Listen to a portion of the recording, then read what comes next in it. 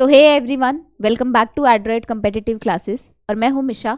जैसा कि आपको पता है कि हमारा जो टॉपिक चल रहा है वह टॉपिक चल रहा है कंडीशनल सेंटेंस का। मतलब सबसे आसान टॉपिक और ज़्यादा से ज़्यादा क्वेश्चन आने वाला टॉपिक है ये।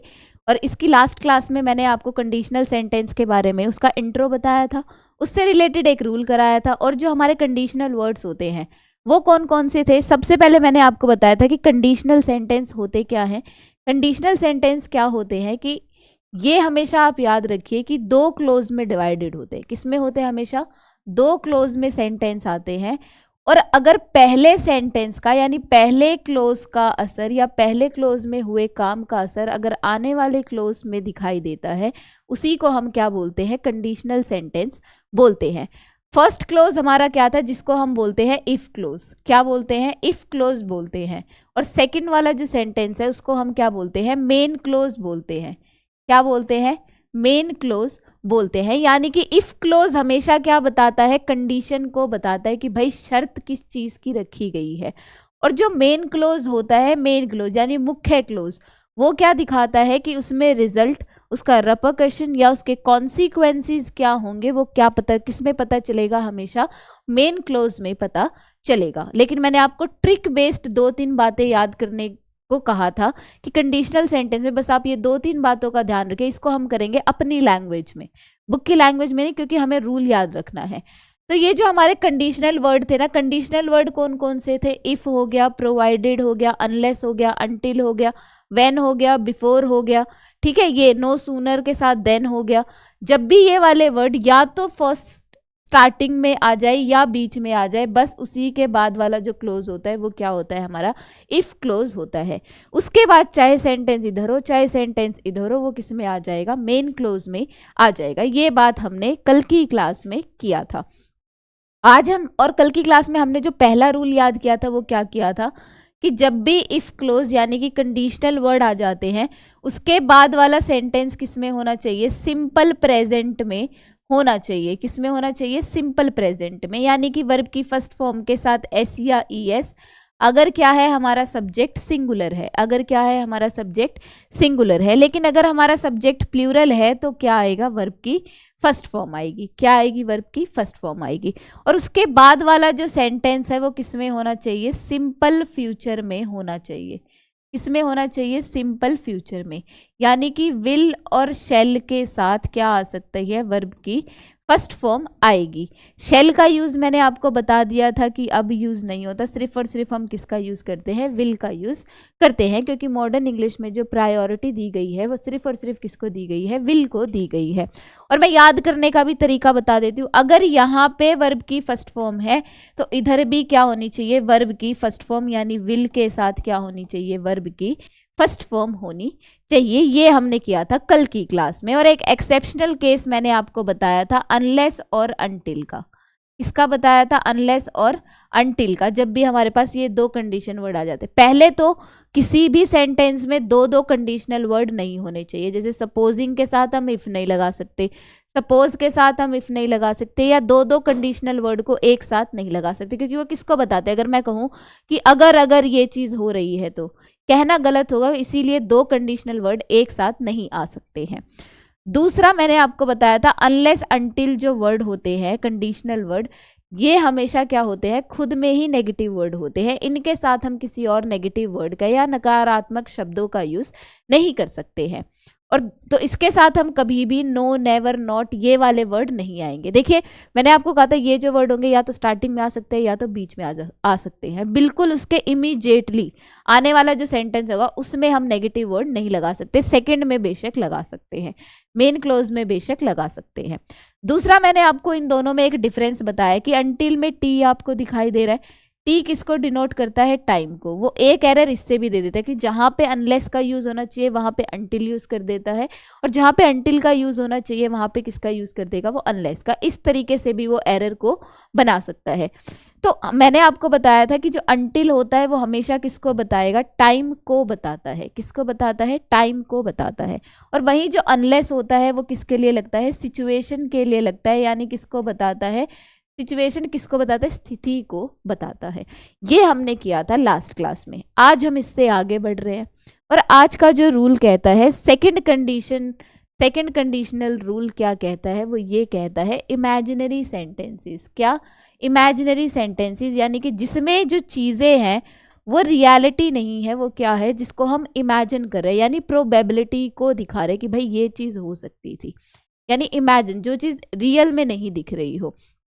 तो क्या होगा? इफ के बाद जो सेंटेंस है वो किस में आएगा? सिंपल पास्ट में। किस में आएगा? सिंपल पास्ट में, यानी कि जो हमारे कंडीशनल वर्ड होंगे वो यहाँ पे होंगे और इसके बाद जो केस आएगा इमेजिनरी सेंटेंस में वो क्या आएगा? सिंपल पास्ट, यानी कि क्या होनी चाहिए? वर्ब की सेकेंड फॉर्म। अब मैं इसमें आपको 2-3 बातें बता देती हूँ कि वो दे के क्या देगा, और इन शब्दों से बाहर, वो इन वर्ड से बाहर वो कोई भी एरर नहीं बना सकता कंडीशनल सेंटेंस में। होगा क्या? या तो V2 आ सकती है, या तो वर आ सकता है, या तो हेड आ सकता है।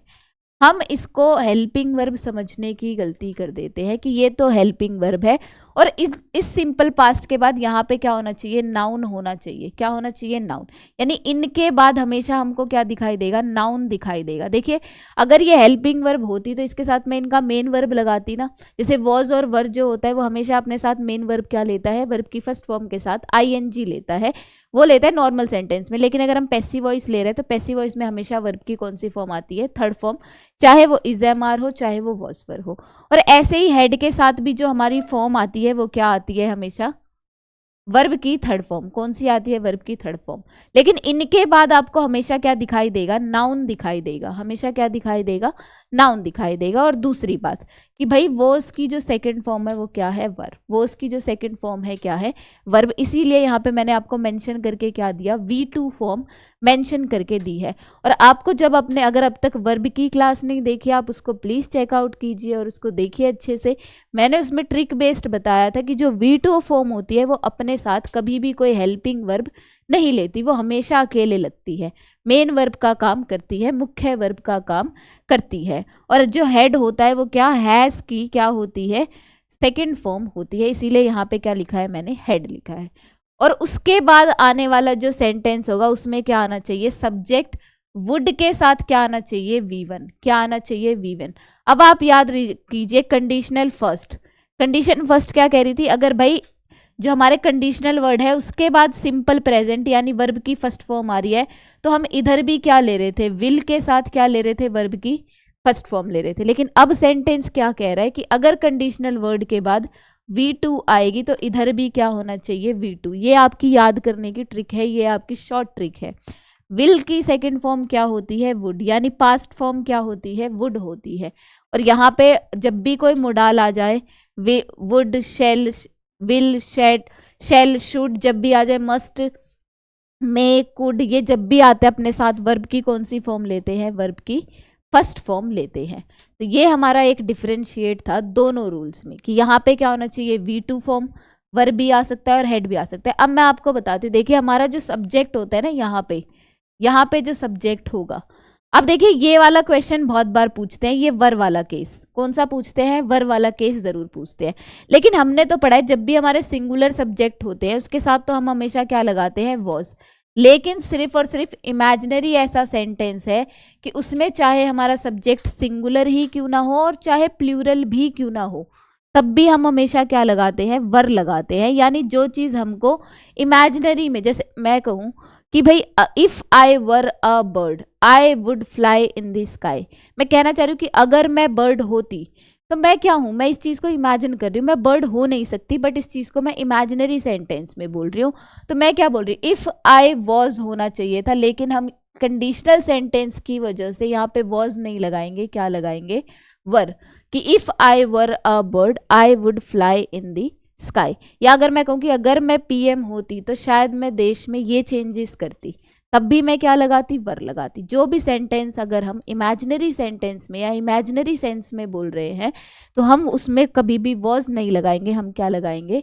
वर लगाएंगे, चाहे हमारा सब्जेक्ट सिंगुलर ही हो और चाहे हमारा सब्जेक्ट प्लूरल ही क्यों ना हो। क्योंकि मैंने आपको वो V2 केस जो है वो अच्छे से बता दिया कि हम यहाँ पे वर क्यों लगा रहे हैं और किस लॉजिक से लगा रहे हैं।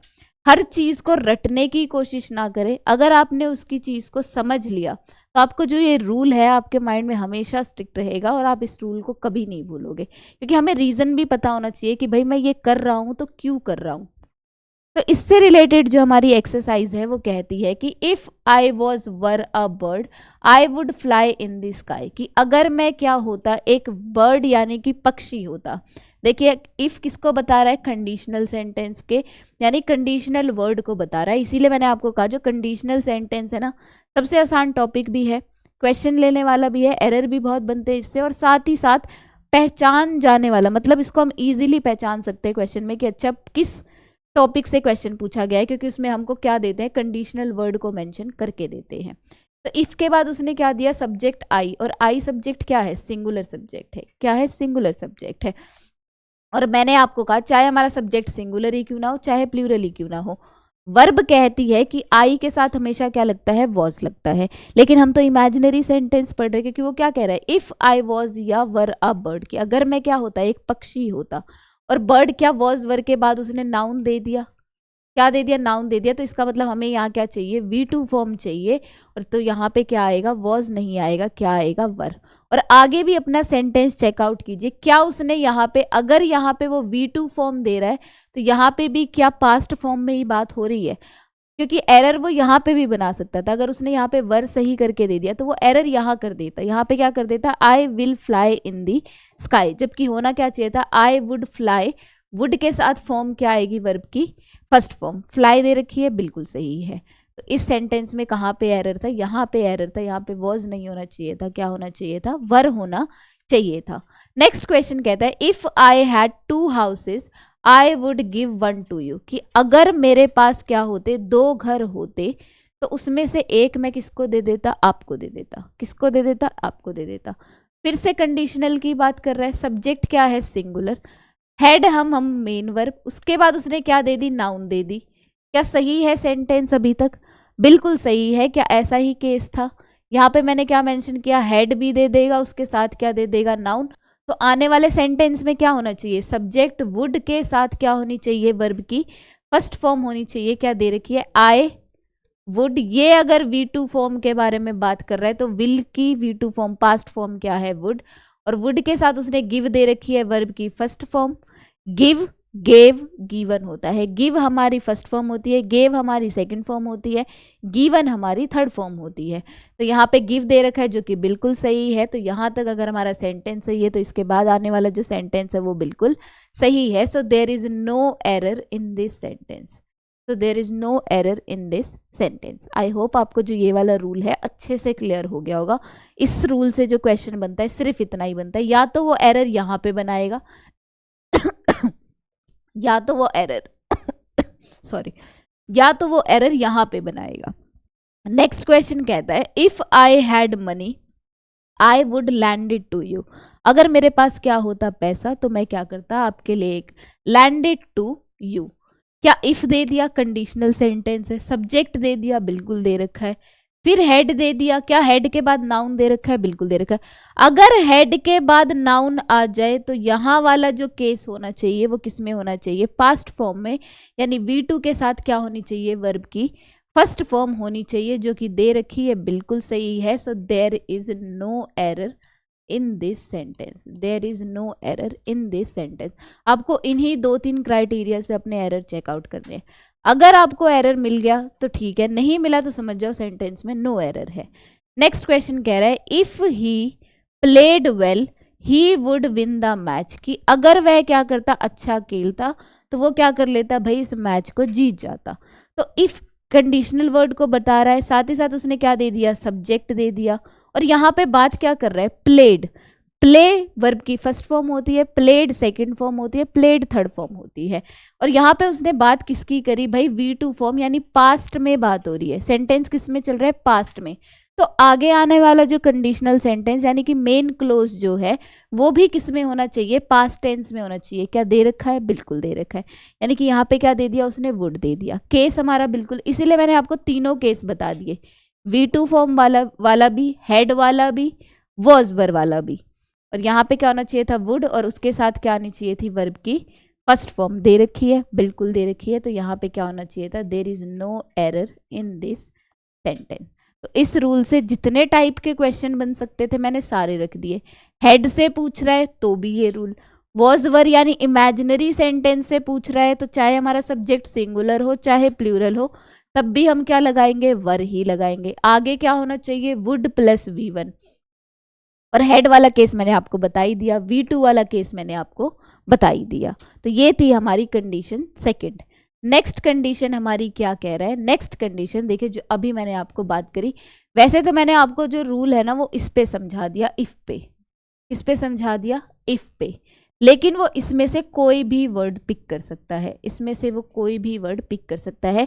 और ये सारे ही वर्ड किसको डिनोट करते हैं, इमेजिनरी थिंग को डिनोट करते हैं। किसको, इमेजिनरी थिंग यानी इमेजिनरी वर्ड को डिनोट करते हैं। जैसे मैं कहूँ कि आई विश, कि मेरी विश है, मेरी इच्छा है कि काश मैं मून पे जाती, क्या जा सकती हूँ लेकिन ये मेरी इच्छा है, इमेजिनरी थिंग है, तब मैं इसके साथ हमेशा वॉज नहीं लगाऊंगी, क्या लगाऊंगी, हमेशा वर लगाऊंगी। ये फिर भी एक्सेप्शनल केस था, मैंने फिर भी इसको लिख लिया ताकि आपको ये जो रूल है ये, क्योंकि बताता किसको है, काल्पनिक, इसको काल्पनिक यानी कि इमेजिन, जो चीज़ हमारी कल्पना में है, इसलिए हम यहाँ पे वॉज का यूज नहीं करेंगे, किसका यूज करेंगे, वर का। और इमीडिएटली जो भी हमारे कंडीशनल वर्ड आ जाए बिल्कुल इमीडिएटली उसके बाद वाले सेंटेंस में हमको अपने चेंजेस करने हैं। इंपॉर्टेंट वर्ड है इफ, और साथ ही साथ कौन सा है, आई विश, क्या है, आई विश, इन केस, दो, एज इफ, ये सारे वर्ड हैं दे दिए, लेकिन इंपॉर्टेंट इसमें से है इफ, इन केस और आई विश। क्वेश्चन दे रहा है कि he scolded me as if he was my father, कि भाई वह कैसे स्कोल्डेड, मतलब उसके फादर उसको स्कोल्ड कर रहे हैं। इफ क्या बता रहा है कि भाई कंडीशनल सेंटेंस को, किसको बता रहा है, कंडीशनल सेंटेंस को, कि वह उसको स्कोल्ड, स्कोल्ड का मतलब होता है, ये एक वोकैबलरी वर्ड है, साथ साथ आपकी वोकैबलरी भी हो रही है, आती है तो मैं साथ साथ बता देती हूँ, लेकिन मैं आपकी वोकैब की भी अलग से क्लास लूंगी। स्कोल्ड का मतलब होता है डांटना या फटकारना, डांटना या फटकारना। तो ही स्कोल्डेड में, वह मुझे डांट या फटकार सकता है अगर, अगर वह क्या होता, मेरे फादर होते, अगर वो क्या होता, मेरा पापा होता, तो वो क्या कर सकता था, मुझे स्कोल्ड कर सकता था, यानी डांट या फटकार सकता था। और यहाँ पे स्कोल्ड की सेकंड फॉर्म दे रखी है, क्या दे रखी है, स्कोल्ड की सेकंड फॉर्म दे रखी है। तो क्या, और उसके बाद यहाँ पे वॉज नहीं होना चाहिए था, क्या होना चाहिए था, वर, क्योंकि ये क्या कर रहा है, इमेजिनरी थिंग की, कल्पना की बात कर रहा है। क्योंकि मैं अपने पापा नहीं हो सकती, मैं सिर्फ कल्पना कर सकती हूँ कि अगर मैं अपने फादर की जगह होती तो शायद ये करती। तो ये क्या है, इमेजिनरी थिंग, तो उसकी जगह हम वॉज यूज नहीं कर सकते, हमें क्या यूज करना पड़ेगा, वर को लगाना पड़ेगा। नेक्स्ट रूल कहता है, नेक्स्ट रूल कहता है पास्ट परफेक्ट से, इससे कहता है पास्ट परफेक्ट से, कि भाई अगर हमारा कोई भी कंडीशनल वर्ड आ जाता है इफ, तो उसके बाद जो सेंटेंस है वो किस में हो, पास्ट परफेक्ट टेंस में हो। और पास्ट परफेक्ट टेंस हमेशा क्या होता है, हेड के साथ V3, हेड के साथ V3। देखो आप लोग जो कंफ्यूज हो गए ना वो इन्हीं दो रूल में कंफ्यूज हो गए, जो कंडीशन 2 है और जो कंडीशन 3 है, क्योंकि दोनों में ही किसका यूज हुआ है, हेड का यूज हुआ है, दोनों में ही किसका यूज हुआ है, हेड का यूज हुआ है। मैं आपका जो डाउट है ना एकदम क्लियर कर दूंगी और ट्रिक बेस्ड बताऊंगी कि ये चीज़ आपको अभी याद हो जाएगी, लेकिन एक बार इस रूल को अच्छे से समझिए कि पास्ट परफेक्ट टेंस क्या होता है, हेड के साथ V3। ये हो गया हमारा इफ क्लोज।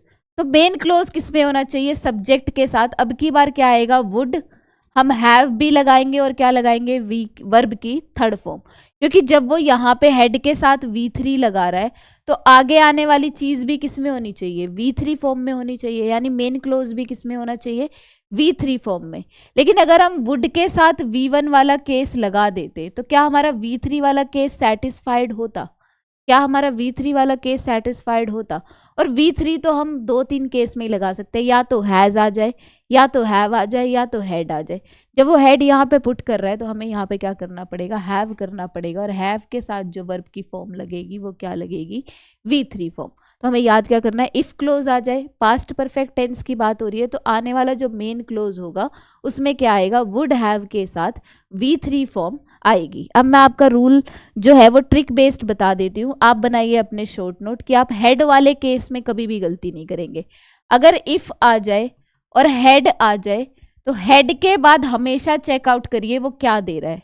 हमेशा चेकआउट क्या करना है कि हेड के बाद वो क्या दे रहा है। अगर उसने नाउन की बात करी है तो आप अपना वो हेड के साथ वो वाला केस चलाएंगे जिसमें हमें क्या लगाना है, वुड के साथ वर्ब की फर्स्ट फॉर्म। क्या लगाना है, वुड के साथ वर्ब की फर्स्ट फॉर्म, क्योंकि यहाँ पे वो बात किसकी कर रहा है, नाउन की बात कर रहा है। लेकिन अगर वो इफ के साथ हेड लगा रहा है और यहाँ पे क्या लगा रहा है, वर्ब की थर्ड फॉर्म, ये डिफरेंस है इन दोनों में। यहाँ पे आएगा नाउन, यहाँ पे क्या आएगी, V3। और मैंने आपको दोनों में डिफरेंस बताया, नाउन क्या होता है और वर्ब में डिफरेंस क्या होता है। नाउन का हमेशा हम जेंडर डिफाइन कर सकते हैं, सिंगुलर प्लूरल डिफाइन कर सकते हैं, लेकिन क्या हम वर्ब का कभी भी जेंडर डिफाइन कर सकते हैं, नहीं डिफाइन कर सकते। वो डिसाइड होगा according to the sense of the subject, कि सब्जेक्ट क्या है उसका। हम नाउन का हम सिंगुलर प्लूरल बना सकते हैं और जेंडर बना सकते हैं। तो अगर यहाँ पे हेड के साथ V3 लगा रहे हैं तो हमें आगे भी क्या चाहिए, V3, यानी मेन क्लोज में भी क्या चाहिए, V3 ही चाहिए। तो यहाँ पे क्या हो जाएगा, subject plus would plus have plus V3, क्या हो सकता है ये। और इसी रूल को वो मॉडिफाई भी करके दे देगा, इसी रूल को वो मॉडिफाई भी कर देगा कि अगर उसने इफ नहीं लगाया तो वो क्या कर देगा, हेड पहले लगा देगा, फिर क्या कर देगा अपना सब्जेक्ट, फिर क्या कर देगा V3। केस तो वो यही फॉलो कर रहा है, तो आगे भी क्या होना चाहिए, सब्जेक्ट, मतलब ये पूरा केस जो है वो एज इट इज आएगा, बस वो चेंजेस किस में कर देगा, इस तरीके से। तो इन दो रूल को तो वो इस तरीके से मॉडिफाई कर देगा, इससे बाहर मैं गारंटी लेती हूँ कि इससे बाहर वो इस रूल को कभी मॉडिफाई नहीं कर सकता, कभी भी। इससे ज़्यादा कोई भी रूल मॉडिफाई नहीं होगा कंडीशनल सेंटेंस में। तो आइए इससे रिलेटेड एक एक्सरसाइज देखते हैं। If I had seen you, if I had seen you I would have stopped my car, कि अगर मैं क्या करता, कि अगर मैं तुम्हें देख लेता तो मैं क्या कर लेता, अपनी गाड़ी को रोक लेता। क्या हेड के साथ वर्ब इफ दे दिया, कंडीशनल वर्ड है, इफ क्लोज हो गया। यहाँ पे क्या है, हमारा सब्जेक्ट है, क्या है, हमारा सब्जेक्ट है। क्या हेड दे दिया, बिल्कुल दे दिया। क्या V3 फॉर्म है, बिल्कुल है। सी सी सो और सीन होता है, सी सो सीन होता है, ये वर्ब की फर्स्ट फॉर्म, ये सेकंड फॉर्म, ये थर्ड फॉर्म। क्या थर्ड फॉर्म दे रखी है, बिल्कुल दे रखी है। सीधा चेकआउट कीजिए कि वहां पे भी वर्ब की थर्ड फॉर्म होनी चाहिए। वुड है, हैव के साथ ही हम वर्ब की क्या लगा सकते हैं, third form. Stop stopped stopped होता है, और यहाँ पे वुड दे दिया, हैव दे दिया और वर्ब की थर्ड फॉर्म दे दी, जो कि बिल्कुल सही है। क्या यहाँ पे हेड के साथ नाउन दे रखा है, अगर नाउन देता तो हम यहाँ पे क्या करते, वुड के साथ वर्ब की फर्स्ट फॉर्म होती, क्या होती, वर्ब के साथ फर्स्ट फॉर्म होती। तो ये आई होप आपको जो रूल है वो अच्छे से समझ आ गया होगा। और देखिए उसी का सेकंड रूल जो मॉडिफाइड होके किया है वो मैंने आपको पहले ही बता दिया कि अगर हेड पहले आ जाए तो सब्जेक्ट आ जाए, तब भी V3 आएगी, फिर ऑब्जेक्ट आएगा, और सब्जेक्ट के साथ क्या आना चाहिए, वुड हैव। मतलब जो मेन चीज़ है ना वो आपको ये याद करनी है, और मेन चीज़ आपको ये याद करनी है, यहाँ पे हेड के साथ V3, मतलब मेन कॉन्सेप्ट ही। अगर आपको ये 2-3 की एलिमेंट मिलते हैं ना तो समझ जाइए आपको अपना एरर मिल गया। या तो वो गलती यहाँ पे कर देगा कि सब्जेक्ट के साथ V3 लगा रहा है, हेड नहीं लगाएगा, V3 लगा रहे तो आगे वो ये सीक्वेंस, मतलब वो इन दोनों में से कोई भी एक सीक्वेंस पूरा प्रॉपर देगा। आपको समझ जाना है जो कंडीशनल में से 3 केस है, तीनों में से पूछ कौन सा रहा है। क्वेश्चन कहता है had had I seen you I would have stopped या वुड स्टॉप माई कार, कि फिर से वही केस, हेड दे रहा है, बिल्कुल दे रहा है। अपना V3 फॉर्म चेकआउट करो, क्या सी की थर्ड फॉर्म है, सीन दे रखी है। अब हमको चाहिए क्या केस, हमको चाहिए वुड के साथ हैव और उसके साथ क्या चाहिए, V3। कौन से केस में है भाई, वुड के साथ हैव और हैव के साथ V3, इस केस में है, बिल्कुल सही है। बाकी को देखने की भी जरूरत नहीं है। यहाँ पे क्या आ गया, आगे स्टॉप्ड माई कार, क्या होना चाहिए था, स्टॉप्ड माई कार, ये चीज़ की रिक्वायरमेंट है ही नहीं। लेकिन अगर वो हेड के साथ कोई भी क्या दे देता, नाउन, तब हमको इसकी रिक्वायरमेंट थी, तब हमको क्या थी, इसकी रिक्वायरमेंट थी। तो ये था हमारा कंडीशन थर्ड। इससे रिलेटेड एरर कहते हैं, एरर कहता है if he came to me I would have given him my car, कि अगर वो मेरे पास आएगा तो मैं उसको क्या कर देता, अपनी गाड़ी दे देता। आई would have given my car. क्या रूल समझ में आया, वुड के साथ क्या दे रहा है, हैव, और हैव के साथ गिवन की कौन सी फॉर्म है, third form. Give gave given होता है, क्या होता है, गिव गेव गिवन होता है। V3 दे रहा है तो समझ जाओ भाई इधर भी हमको क्या चाहिए, V3। क्या दे दिया, कम केम कम, कम केम कम होता है, और यहाँ पे केम दे के क्या कह रहा है भाई, गलत। V2 फॉर्म दे रहा है, तो V2 फॉर्म में तो हमको उधर क्या, और ऊपर से यहाँ पे नाउन भी नहीं है, ऊपर से क्या है यहाँ पे नाउन तो दे रहा है, लेकिन क्या हम दो दो एक ही जगह पे दो दो एरर ठीक कर सकते हैं कि यहाँ पे भी V2 कर दूं और यहाँ पे भी वो चीज़ कर दूं? नहीं। यहाँ पे जब हमको पूरी रिक्वायरमेंट मिल रही है तो यहाँ पे क्या होना चाहिए था, इफ ही हैड कम, कम केम कम होता है, तो हमारा एरर पार्ट क्या था, ऑप्शन ए था। नेक्स्ट क्वेश्चन कहता है had he invited me I would have attended the function, had he invited me I would have attended the function, had they दिया सब्जेक्ट, इस बार उसने हेड क्या कर दिया, पहले दे दिया, और ये भी किसको बताता है, कंडीशनल सेंटेंस को ही बताता है। हेड के साथ सब्जेक्ट और फिर क्या कह रहे हैं, V3। इनवाइट, इनवाइटेड, इनवाइटेड होता है, ये वर्ब की कौन सी फॉर्म है, थर्ड फॉर्म है। तो आगे वाला होने वाला सेंटेंस यानी मेन क्लोज किस में होना चाहिए, वुड हैव के साथ V3। वुड दे रखा है, बिल्कुल दे रखा है, हैव दे रखा है, V3 दे रखा है, क्या दे रखा है, V3 दे रखा है, तो यहाँ पे क्या होना चाहिए था, ये भी दे रखा है भाई, बिल्कुल सही है, और आगे दी फंक्शन, सेंटेंस बिल्कुल सही है, so there is no error in this sentence. Next question कहता है if he had called me up I would inform him, कि अगर वो मुझे क्या करता, कॉल करता, तो मैं उसको क्या कर देता भाई, इन्फॉर्म कर देता। इफ कंडीशनल सेंटेंस को बता रहा है, ही सब्जेक्ट दे दिया, हेड दे दिया, और हेड के साथ वो दे क्या रहा है, V3।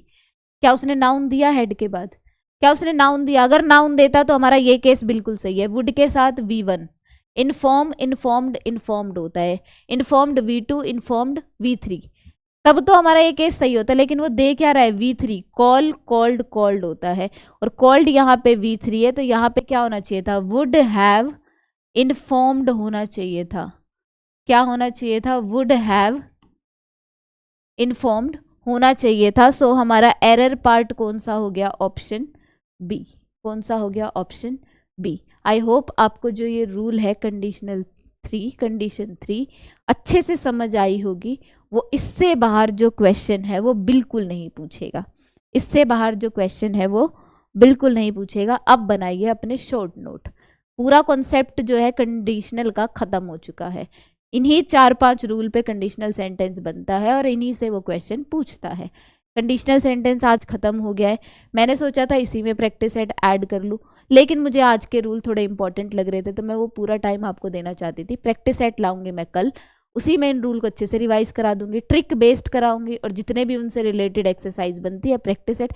कल की क्लास हमारी वैसे तो मैं इसी में कर रही थी, उसके लिए माफ़ी चाहूँगी। मैं आपको इसकी जो प्रैक्टिस है, इसका जो प्रैक्टिस सेट है वो कल की क्लास में कराऊंगी, सिर्फ प्रैक्टिस सेट, ताकि आपका जो कंडीशनल सेंटेंस है उससे कोई भी एरर ना बचे, कोई भी डाउट ना बचे, जो भी ट्रिक लगती होगी पूरी ट्रिक बताऊंगी। तो अब आप अपने बनाइए शॉर्ट नोट, जिससे आपका जो ये रूल है वो अच्छे से प्रिपेयर हो जाए। पहला केस कहता है कि अगर कंडीशनल वर्ड आता है और इसके बाद वाला सेंटेंस किस में हो, सिंपल प्रेजेंट में होना चाहिए, और अगर सिंपल प्रेजेंट है तो उसके बाद जो मेन क्लोज है वो किस में होगा, सिंपल फ्यूचर में होगा।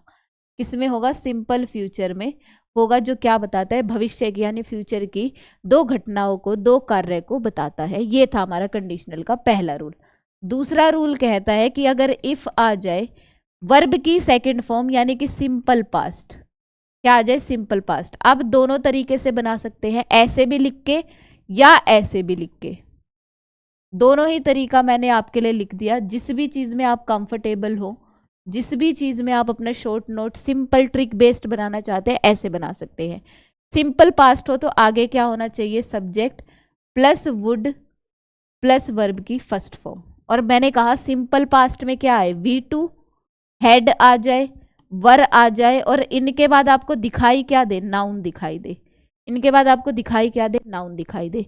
और जो ये वर होता है, वर किसको बताता है, इमेजिनरी सेंटेंस को बताता है, जो कि इमेजिनरी सेंटेंस चाहे हमारा सब्जेक्ट सिंगुलर हो चाहे हमारा सब्जेक्ट प्लूरल हो, तब भी हम क्या लगाएंगे, वर ही लगाएंगे, जो हमेशा इमेजिनरी थिंग को बताए। वो सेंटेंस पढ़ते ही आपको समझ आ जाएगा कि इमेजिनरी सेंटेंस की बात हो रही है। जैसे मैं कहूँ कि अगर मैं तुम होता तो मैं उसको अच्छा सबक सिखाता, तो क्या मैं वो हो सकती हूँ, बस इमेजिन ही तो कर रही हूँ ना, उसको अपनी जगह रख के बता रही हूँ कि मैं अगर तुम होता तो मैं शायद ये कर देती या उसको अच्छा सबक सिखाती। तो ये क्या है, इमेजिनरी सेंटेंस है। या अगर मैं तुम्हारी जगह होती तो मैं उसको अच्छे से समझाती कि वो मेरी बात को समझ सकता था। तो ये क्या है, इमेजिनरी थिंग, चाहे सब्जेक्ट प्लूरल हो सिंगुलर हो, हम किसका यूज करेंगे, वर का।